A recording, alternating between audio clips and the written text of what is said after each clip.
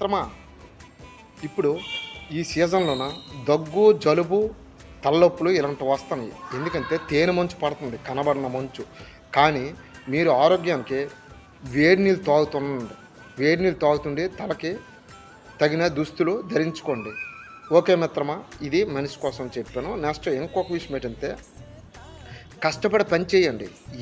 ఆ పని ఈ పని అననకండి. నువ్వు దొంగతనము తప్పు చేస్తే అది తప్పు కింద సిగ్గుసేటు, కానీ కష్టపడి పని చేస్తే ఏ ఒక్క పని చేసినా సరే దాంట్లోనే సిగ్గుసేటు కాదు. నువ్వు ఒళ్ళొంచి కష్టపడుతున్నావు, చెమటోడ్చి నీ యొక్క యుత్తుని చూపెడుతున్నావు. ఒకవేళ నీకు చదువు లేదని అంటావా, చదువు లేకపోయినంత మాత్రం బాధపడకు. చదువు లేకపోయినా నీకు తగ్గట్టైన పనులు ఉంటాయి.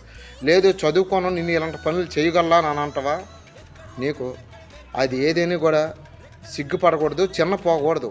నువ్వు చదువుకున్నా సరే చదువు లేకపోయినా సరే ఏదో ఒక పని చేసుకొని ఉంచు. ఎందుకనవా, నా తండ్రి సంపాదించాడు, నా తల్లి సంపాదించారు, నా తల్లిదండ్రులు సంపాదించారు, మా తాతలు సంపాదించారు అని అంటే కూర్చొని తింటే కొండలే తరిగిపోతాయి. ఆ డబ్బు అనగా ఏమాత్రము అదేమి కాదు. రూపాయికు రూపాయి సంపాదించుకొని నువ్వు ఇప్పుడు బట్టే చదువుకునే మామూలు చదువు లేకపోయినా సరే రూపాయి సంపాదించుకుంటే రేపొద్దున నీ లైఫ్ సంతోషమైన జీవితం అనుభవిస్తావు. అది తెలుసుకొని నడవక నేర్చుకోమని నేను